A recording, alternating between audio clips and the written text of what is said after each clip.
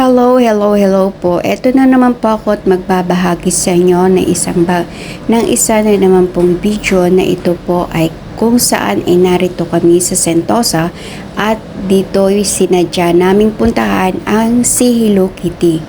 Fans po ba ako ng Hello Kitty? Siguro naman ay oo, hindi ko masasabi nung kabataan ko pa. Pero ngayon sa edad ko, ngayon ko lang ito talaga as in nakita in actual na talagang pinagkakaguluhan ng mga kapwa ko rin. Hindi man bata, pero kapwa ko rin na kaedad. Kaya ang Hello Kitty ay parang hindi na rin para sa mga bata. At sa katulad ko, pwede na rin.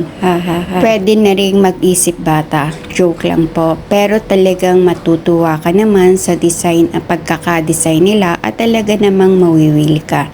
Itong araw na ito ay isang napaka-memorable para sa akin dahil naranasan kong makijoin at makigulo sa pamamagitan ng Hello Kitty.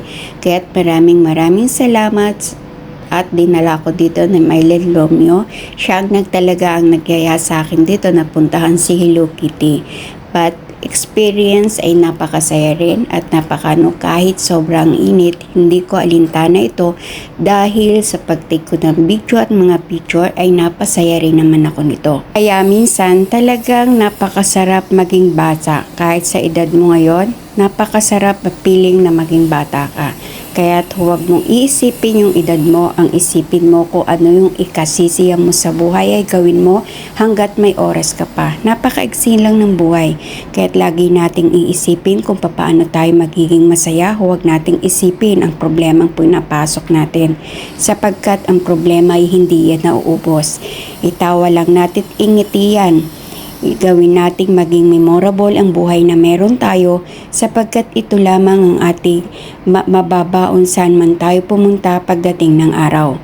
Habang kaya pa natin, gawin natin ang ating magagawa basta't ito'y nasa ikabubuti natin at ikangingiti ng ating mga mukha, ng ating mga mata para lamang sa pagdating ng panahon ay sasariwain natin ang magandang alaala at babaunin natin ang magagandang ala-alang ating naipon sa mga panahong tayo ay kaya pa.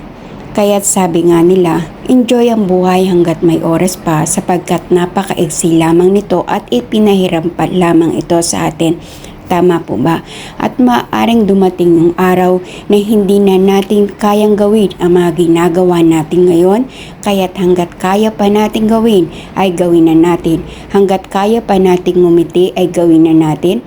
Sapagkat itong mga oras na to na ating mga nagagawa, ang hindi natin na magagawa pagdating ng oras, ay mga bagay na magbibigay ngiti para sa atin pagdating ng araw. Kaya't andito na lang rin po ako. Talagang ang sadya ko po dito ay ang Hello Kitty. Namin dito ay ang Hello Kitty. Pero nandito na lamang rin po kami. Ibabahagi ko na rin sa inyo kung ano ang kabuuan ng Sentosa. Dito sa paligid ng pinaglagyan na kung saan ang Hello Kitty ay inilagay nila. Ito po ay part ng Sentosa dito sa Singapore. Na kung saan ay ito at karamihan dito ay mga beaches. Kaya nakikita nyo halos puro tubig ang nakikita nyo sa kapaligiran nito. Ito ay isang napakagandang lugar dito sa Singapore na halos tourist spot na rin dito. Kaya't eto't napakaraming tao, lalo pa po at Sunday. Talagang sinasadya po ito ng mga turist dito upang maranasan at makita talaga ang ganda ng Sentosa sa Singapore.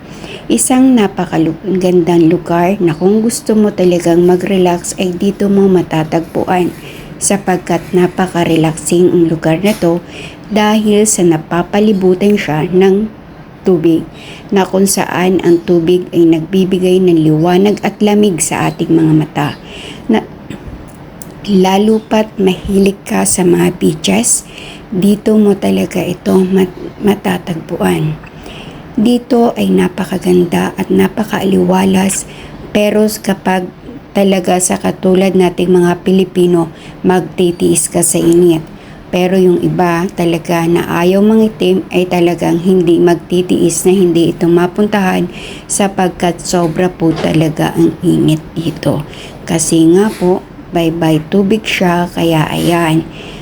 Pero nakikita nyo naman talaga at napakaganda, hindi po ba? Hindi nyo pagsisisihan kung sakaling nanaisin nyong puntahan ang lugar na ito. Kaya sa kapwa ko Pilipino at may pera rin naman at gusto nyong pumunta dito, try nyo pong bisitahin ang Sentosa, Singapore at talagang napakaganda. Kami po talaga ay umiikot lamang dito pero ito lamang po ay nagagawa namin kapag off day namin. Yan po ang totoo. Sapagkat dito po ay pumunta kami hindi para mag-tour kundi para po magtrabaho. Kasama na rin po sa buhay namin ang minsan ay mag-enjoy kapag day off namin at samantalahin ang mga oras na naririto pa kami at kaya pa naming ikutin ang mga lugar na pwede naming ikutin at ang simpleng ma-share namin ito sa inyo ay malaking bagay para sa amin. Kaya sana naman po ay ma-enjoy nyo ang panonood ng mga bidyong ibinabahagi ko sa inyo kasama na rin ang mga suporta nyo. Maraming salamat po. Tao sa puso pong pasasalamat at isang napakalaking bagay po para sa akin ang makamit ang inyong presensya at makamit lalo na po sa mundo ng mga content creator na full support po talaga. Maraming salamat sa inyong lahat.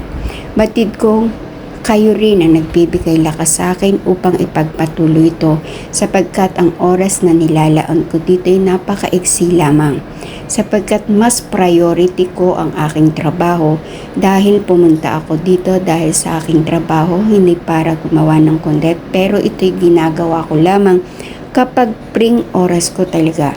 Kaya sinsasamantalahin ko na lamang rin po ang paghingi ng pasensya sa mga taong hindi ko sinusuporta. Hindi ko masuportahan on time, but sinisikap ko po maibigay sa inyo ang time na kapag free po ako at nabuksan ko ang inyong mga channel, andun po ako para suportahan kayo. Hindi man ako nag-iingay pero naibibigay ko po ang aking part para sa inyo.